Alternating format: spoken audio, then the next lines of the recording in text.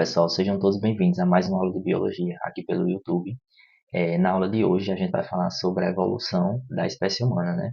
Então, nessa nossa unidade a gente vem estudando a evolução, né? Alguns tópicos mais importantes de evolução.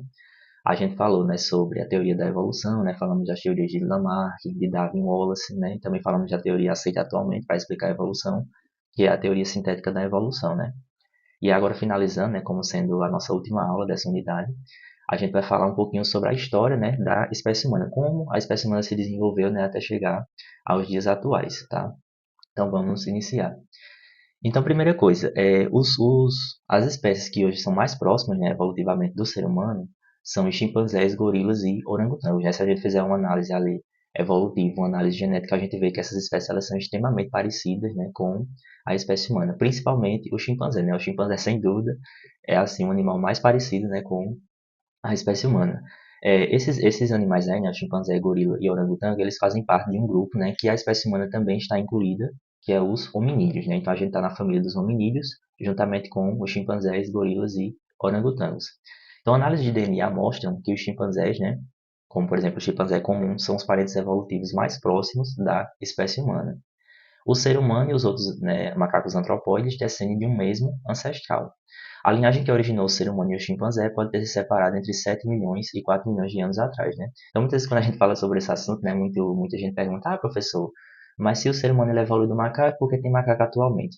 Não, na verdade, essa não é a forma correta de falar, né? Não é que o ser humano ele veio do macaco. É nós e os macacos antropóides, como é o caso, por exemplo, do chimpanzé, temos a mesma ancestralidade comum, né? Ou seja, a gente veio de um mesmo ancestral. Somos como se fossem irmãos, né?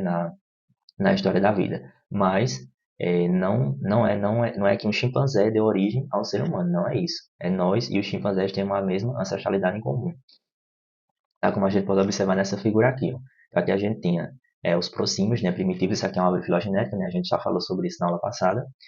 E aí, ó, ela foi divergindo, né, foi separando aqui, dando origem a os antropóides. Então, quem são antropóides? Essa galera aqui todinha, né, esses macacos aqui todos, são os antropóides. Então, primeiro, ó, surgiu um grupo que deu origem aos prosímios, né? Então, os prosímios eles são bem distantes, eles são bem longe, né, por exemplo, da espécie humana.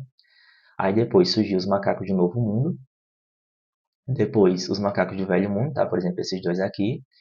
Aí depois surgiu os hominídeos. Aí nos hominídeos tem, aliás, nos hominonídeos, né? Tem, por exemplo, os pongídeos e os hominídeos. Fungídeos a gente tem como, por exemplo, o gibão, o orangotango, o gorila e o chimpanzé. Eles são bem parecidos entre eles, né? Mas cada um divergiu em uma época separada. O que divergiu mais perto do ser humano, né? O que se separou da árvore filogenética mais perto do ser humano foi o chimpanzé. Mas aqui o chimpanzé ele não deu origem, né, ao ser humano. A espécie humana e o chimpanzé vieram da mesma ancestralidade. Então, atualmente, a espécie animal mais parecida, mais perto, genética e evolutivamente, da espécie humana são os chimpanzés, tá? Como a gente pode ver aqui nessa árvore filogenética. Uma das principais diferenças, né, entre o ser humano e os demais primatas é a capacidade de se apoiar e se locomover com membros posteriores, deixando as mãos livres para apoiar objetos, né? Então, a espécie humana, ela é bípede. A gente tem um bipedalismo, que é o que a gente fica se apoiando só sobre os membros posteriores, né, que são os pés, e a gente deixa os membros anteriores livres, que são as mãos, né? Então, acredita-se que isso ajudou muito no processo de evolução da espécie humana, ajudou muito no desenvolvimento da inteligência, né, que hoje existe na espécie humana. Essas diferenças podem ter sido vantajosas quando os ancestrais do ser humano desceram das árvores e foram viver nas savanas da África.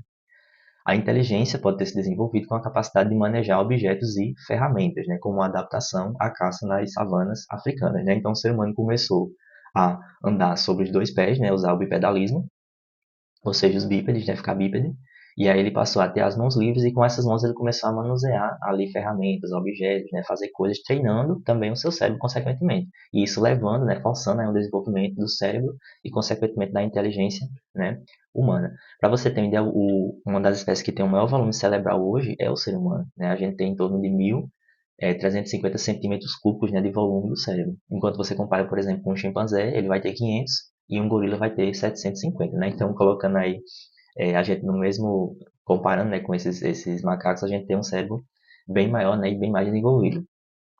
E uma outra também característica que ajudou muito também no desenvolvimento da espécie humana foi a capacidade de viver em grupo, né? Então, o ser humano, desde a sua origem, né, a espécie humana, eles viviam em grupos, né? A espécie humana sempre viveu em grupos, formando sociedade, dividindo trabalho e principalmente se protegendo contra predadores, né? É aquela velha história, a união faz a força. Então a espécie humana não é tão forte fisicamente, mas como eles se uniam, né, em grupo, em equipe, acabava, né, ajudando aí para se proteger contra predadores, né? E somado a essa questão de escalar em árvores, ajudou bastante também.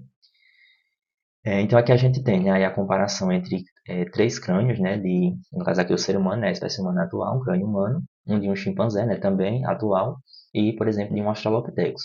Então veja que o crânio, né, humano, ele tem principalmente aqui a parte do cérebro altamente desenvolvida. Olha só, quando você compara aqui ao cérebro, por exemplo, de um chimpanzé, de um Australopithecus e do ser humano, você percebe que essa região aqui ela é bem maior, né, bem mais desenvolvida, dado, né, o tamanho, o volume cerebral da espécie humana.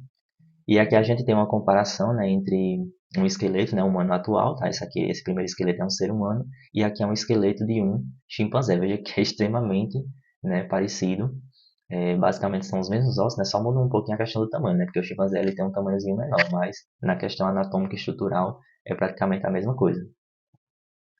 Então a caça só poderia ter sucesso se fosse bem planejada e orientada por um cérebro bem desenvolvido, né? Então a espécie humana ela desenvolveu muito o cérebro porque ela precisou desse cérebro, né? Então a todo momento o estilo de vida, né, da espécie humana primitiva forçou a esse desenvolvimento aí cerebral.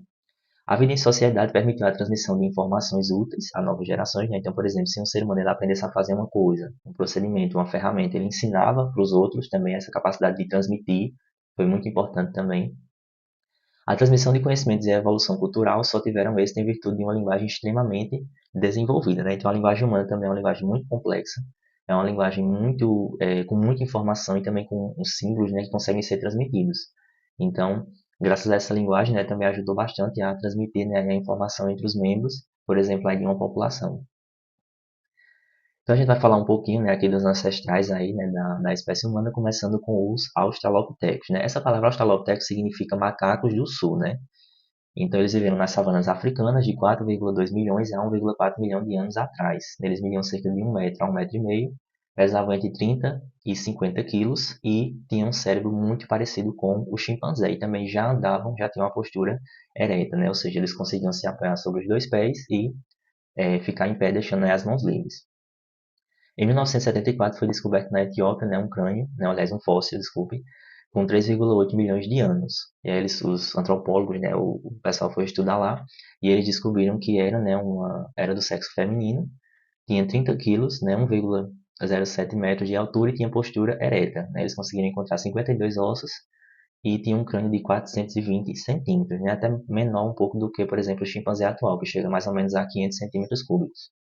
E aí eles deram o nome desse fóssil de Lucy, né, a famosa Lucy, que pertence à espécie Australopithecus afarensis, que era semelhante ao chimpanzé, mas tinha ossos e pernas parecidos com a espécie humana e também tinha a postura ereta, né? Então aqui a gente está vendo esse esqueleto aí que foi encontrado, né, o fóssil, que eles deram o nome de Lucy, né? E aí eles fazendo aqui a reconstrução, ela seria mais ou menos assim. Então veja que ela era bem parecida já, né, com a espécie humana atual, mas também um pouquinho com o chimpanzé. Tinha um cérebro menor, veja que aqui a questão do tamanho cerebral dela não era tão grande, ela tinha um cérebro pequeno, mas a estrutura, né, anatômica corporal era muito parecida, né, com os antropóides atuais, né, tanto a espécie humana como também os macacos. Há cerca de 3 milhões a 2 milhões de anos atrás surgiram outras espécies de australopithecus, como o africanos, né, esse aqui da primeira figura, o Garne, né, esse aqui, e o Robustus, esse aqui dessa terceira figura. Então ela foi se desenvolvendo, né, se espalhando. E depois veio o gênero Homo, né? Dos Australopithecus podem ter surgido representantes do gênero Homo, como é o caso, por exemplo, da espécie Homo habilis. Então eles deram o nome, né, de Homo habilis a essa espécie porque ela conseguia fabricar ferramentas de pedra lascada, né? Então eles pegavam as pedras, ficavam ali, né, batendo uma pedra na outra e conseguiam fabricar, né, produzir ferramentas com essas pedras. Ele viveu entre 2,4 milhões a 5,1 milhão de anos atrás e o cérebro deles já era um cérebro maior do que, por exemplo, o cérebro dos Australopithecus. Então aqui a gente está vendo, né, aí o crânio do Homo habilis, veja que ele já tem um cérebro maior, né, um cérebro mais desenvolvido. E aqui a gente tem, né, uma representação, né, uma figura representando um desenho de um representante da espécie Homo habilis. E veja que ele estava fazendo aí, ó, utilizando aí duas pedras, tentando produzir as ferramentas que ele precisava. Depois veio o Homo erectus, né? O Homo erectus surgiu depois do Homo habilis, foi uma espécie bem sucedida. Ele viveu entre cerca de 1,8 milhão a 300 mil anos atrás. Ele tinha um cérebro bem maior, né? Começou mais ou menos em 800 centímetros, depois chegou a 1.100, né, centímetros cúbicos. Ele foi o primeiro a usar e dominar o fogo, isso facilitou a sua capacidade de migração, né? Então, por exemplo, essa espécie ela conseguiu sair da África, né, e se espalhar até para regiões mais frias. Antes a espécie humana só tinha na África, porque era o único ambiente possível, né, de sobreviver. E aí foram encontrados, né, fósseis dessa espécie na Ásia, África e na Europa. E também eles andavam em grupos, em bandos. Aqui a gente está vendo, né, aí um crânio do Homo erectus. Veja que ele tinha o crânio aqui bem maior, né, bem mais desenvolvido. Aqui a gente tem uma representação aí, né, de como mais ou menos seria, né, a estrutura corporal dele. E aqui uma figura aí mostrando, né, os hábitos que eles tinham. Veja que eles tinham sociedade, né, eles viviam em grupo, eles cooperavam. E a principal característica é que eles passaram, né, a utilizar o fogo. Eles aprenderam a manusear o fogo. E o fogo também ajudou muito, né, na questão de se proteger, na questão do frio. E também do começo aí de cozinhar, né, os alimentos, de utilizar para produzir alimentos. A partir de 500 mil anos atrás, apareceram fósseis com crânio maior que o Homo erectus e menores que o Homo sapiens atuais, né? Eram as formas mais primitivas, né, da espécie Homo sapiens, né, antiga. Entre 230 mil e 30 mil anos atrás viveu o chamado Homem Neandertal, né, o Homo neanderthalensis. Ele tinha um cérebro maior né, do que a espécie humana atual, era cerca de entre 1.450 a 1.350 centímetros cúbicos, mas isso não significa que eles eram mais inteligentes, né? Eles tinham um tamanho corporal maior, eles tinham uma altura maior, eles tinham um corpo, um volume maior, então dessa forma o cérebro deles também era bem maior. Mas a espécie humana era bem mais desenvolvida, por exemplo, do que eles, né? Então as ferramentas e as armas eram mais desenvolvidas do que, por exemplo, o Homo erectus. Fabricavam instrumentos bem trabalhados, né, de pedra, confeccionavam vestimentas, moravam em cavernas e abatiam grandes animais e enterravam, já tinha uma cultura, né, de enterrar os mortos e colocar flores nos túmulos. Tá? Então aqui a gente está vendo uma figura, né, aí do crânio, uma fotografia de um crânio de um representante da espécie Homo neanderthalensis, né? Veja que ele tinha aqui, esse crânio era bem grande e também o cérebro dele, aqui o volume cerebral dele era muito grande. Mas por quê? Porque ele tinha também o tamanho, né, corporal deles era bem maior, né? Eles eram bem mais altos, por exemplo, do que a espécie humana que já existia nessa época, né? Então veja que eles produziam ferramentas bem aperfeiçoadas, eles também produziam muita questão de vestimentas, né, utilizando, por exemplo, peles de animais. O homem de Neandertal se extinguiu há cerca de 30 mil anos, talvez pela competição com o Homo sapiens, né? Não se sabe muito bem o que levou à extinção, né, da espécie Homo neanderthalensis, mas acredita-se que devido à competição eles acabaram ficando de fora e foram levados à extinção. E a espécie humana atual, né, Homo sapiens, acabou se mantendo.